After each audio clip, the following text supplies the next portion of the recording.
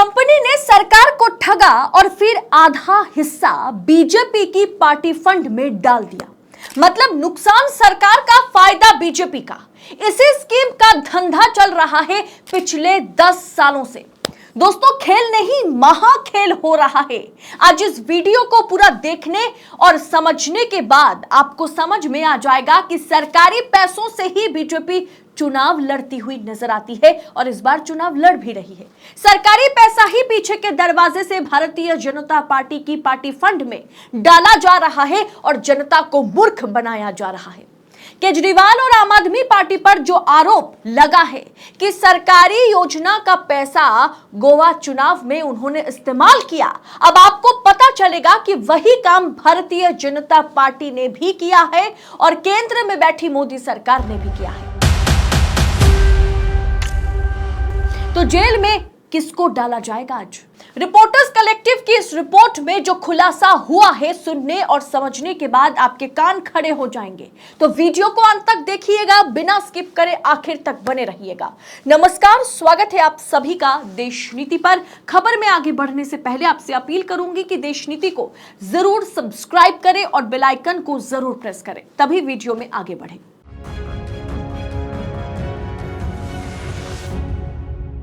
देश नीति, केवल सच्ची और पक्की खबरें।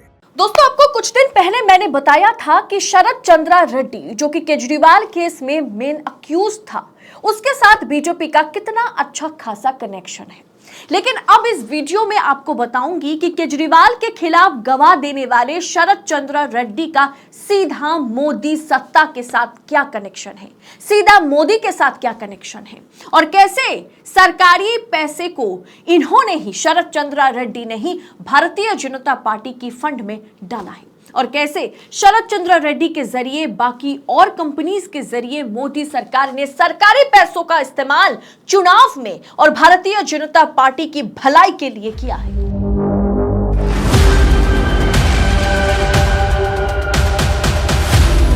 अरबिंदो फार्मा के डायरेक्टर शरद चंद्रा रेड्डी को प्रवर्तन निर्देशालय ने जब गिरफ्तार किया, उसके 5 दिन बाद ही इस कंपनी ने बीजेपी को 5 करोड़ का चंदा इलेक्टोरल बॉन्ड के जरिए दिया। यह खुलासा 21 मार्च को स्टेट बैंक की तरफ से चुनाव आयोग को सौंपे गए डेटा से हुआ था। 10 नवंबर 2022 को ईडी ने दिल्ली सरकार की कथित शराब नीति घोटाले से जुड़े अनियमितताओं के चलते शरद चंद्रा रेड्डी को गिरफ्तार किया था। 5 दिन बाद यानी 15 नवंबर को ही अरबिंदो फार्मा ने 5 करोड़ रुपए का चंदा दिया, क्योंकि यह साफ हो चुका है कि किस कंपनी ने किस पार्टी को चंदा दिया। यह भी स्पष्ट हो चला है कि 5 करोड़ बीजेपी को दिया गया था। संयोग है या प्रयोग है, यह तो दूर की बात है। जो अब खुलासा मैं करने जा रही हूं कि यह सिर्फ 5 करोड़ या 25 करोड़ का धंधा नहीं है। किस तरह से शरद चंद्रा रेड्डी का इस्तेमाल करके नरेंद्र मोदी की सरकार, सत्ता ने सरकारी खजाने से पैसा लूटकर अपनी पार्टी फंड में डाला है। जब ईडी दिल्ली के मुख्यमंत्री अरविंद केजरीवाल को गिरफ्तार करने पर उसके आवास पहुंची, चंदा देने के कुछ महीने बाद मई 2023 में दिल्ली हाई कोर्ट ने स्वास्थ्य से जुड़े कारणों के आधार पर शरद चंद्रा रेड्डी को जमानत दे दी। इसके 1 महीने बाद जून 2023 में ईडी ने रेड्डी को माफी देने के लिए अदालत में अर्जी लगाई। ईडी ने अदालत से रेड्डी को सरकारी गवाह बनाने का आग्रह करते हुए कहा कि रेड्डी हमें सारा सच बताना चाहते हैं। और दोस्तों, राउज एवेन्यू कोर्ट ने इस अर्जी को स्वीकार भी कर लिया था, क्योंकि सबको पता है कि किस तरह से ये पूरा क्रोनोलॉजी जो है काम करते हुए नजर आते हैं। सरकारी गवाह बनने के बाद अरबिंदो फार्मा ने नवंबर 2023 में 25 करोड़ रुपए का एक और चंदा बीजेपी को दिया। गौर करने वाली बात तो तब ये थी कि सरकारी गवाह बनाए जाने के 5 महीने बाद उन्होंने ऐसा किया। लेकिन इसके अलावा एक और ट्विस्ट है, जो सबसे बड़ा ट्विस्ट है। मोदी सरकार यानी मोदी सत्ता और शरद चंद्रा रेड्डी की कंपनी अरबिंदो फार्मा के बीच रिपोर्टर्स कलेक्टिव ने यह पाया कि अरबिंदो फार्मा ने भाजपा को चुनावी बॉन्ड दान का सबसे बड़ा हिस्सा 34.5 करोड़ रुपए में से 25 करोड़ रुपए, लगभग 73% पैसा जो है 2023 नवंबर में दिया था। अब आप तारीखों पर गौर कीजिएगा। अपना बिजनेस चलाने के लिए कुछ फार्मा कंपनीज को सरकार से बड़ी सब्सिडी मिलती है। कोई 10-12 हजार नहीं, 10-12 लाख भी नहीं, सीधा 1000 करोड़ तक का सब्सिडी दिया जाता है। और इस लिस्ट में जिस दिन अरबिंदो फार्मा को शामिल किया गया सब्सिडी देने के लिए, उसके दूसरे दिन ही खेला हो गया। दूसरे ही दिन बीजेपी को 25 करोड़ का चुनावी बॉन्ड शरद चंद्र रेड्डी की कंपनी अरबिंदो फार्मा ने दे दिया। रेड्डी की गिरफ्तारी के ठीक 5 दिन बाद उनकी कंपनी ने सत्तारूढ़ बीजेपी को 5 करोड़ दिया था, जिससे कंपनी और सत्ता में पार्टी के बीच जो मिली भगत है उस पर सवाल पैदा होता है। जब शरद चंद्र रेड्डी जेल में थे मई 2023 में अरबिंदो फार्मा ने केंद्र सरकार से 5 सालों में संभावित 1000 करोड़ रुपए का प्रोत्साहन प्राप्त किया, यानी सब्सिडी लिया। वो कंपनियों की सूची में वो शामिल हो गए थे और फिर भाजपा का जेब उन्होंने भर दिया। यानी दोस्तों कुछ इस तरह से समझिए कि सरकार ने अरबिंदो फार्मा को 1000 करोड़ रुपए दिया बिजनेस बढ़ाने के लिए, फिर दूसरे ही दिन उसमें से 25 करोड़ रुपए का चंदा जो है वो बीजेपी के खाते में चला गया। यानी इससे साफ हो गया कि सरकार का दिया गया पैसा घूम फिर के भाजपा के अकाउंट में वापस लौट गया इलेक्टोरल बॉन्ड के जरिए। इसे आप क्या कहेंगे? इस सूची की 12 कंपनियों ने सामूहिक यानी कि एक साथ मिलकर के चुनावी बॉन्ड के माध्यम से 426.4 करोड़ रुपए का दान किया, जिसमें से लगभग 64% यानी 272 करोड़ रुपए भाजपा को मिले। इस सूची में फार्मा उद्योग के बड़े नाम जिनमें Sun Pharmaceutical Industries Limited, Doctor Reddy's Laboratories Limited, Lupin Limited, Cipla Limited शामिल हैं। जून 2023 में अपनी कंपनी के इस मील के पत्थर तक पहुंचने के बाद शरद चंद्र रेड्डी मामले में एक महत्वपूर्ण गवाह बन जाते हैं और बाद में उन्हें माफी भी मिल जाती है। उन्होंने दिल्ली के मुख्यमंत्री अरविंद केजरीवाल को दोषी ठहराते हुए बयान जारी किया, जिससे रेड्डी को मामले में केजरीवाल को मास्टरमाइंड बताने में मदद मिली।